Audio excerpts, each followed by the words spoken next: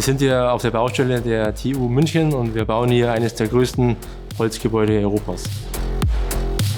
Das TU Campus Projekt ist ein ganz besonderes Projekt, weil es eine lange Geschichte hat und einen besonderen Bauort bietet.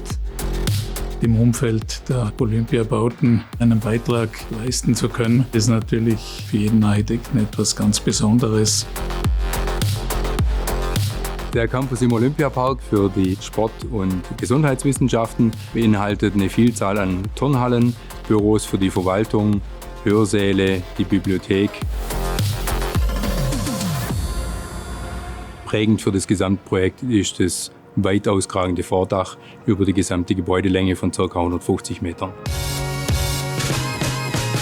Tatsächlich war es so, dass eine Hohlkastenkonstruktion für dieses Vordach, so wie sie hier konzipiert wurde, noch nie im Ingenieurholzbau umgesetzt wurde. Die Herausforderung war, das Element zu heben und zu positionieren. Und das haben wir dann gelöst, weil wir mit 2 Kränen gearbeitet haben, die parallel gehoben haben. Hat natürlich auch das Zusammenspiel passen müssen zwischen den Kranfahrern. Diese Transparenz, die wir hier überall haben, ist nicht zuletzt auch dafür da, dass auch der Sport im Freien ins Gebäude integriert werden kann. Und das Vordach ist praktisch das Symbol dafür. Das ist schon bemerkenswert, gerade die Spannweite der Träger und die Höhe des Raumes. Das gibt natürlich viel Luft, sich da entfalten zu können und beim Tanzen das richtig rauszulassen. Es war uns von Anfang an ganz wichtig, dass wir viel mit Holz arbeiten, weil Holz einfach sehr viele positive Eigenschaften hat.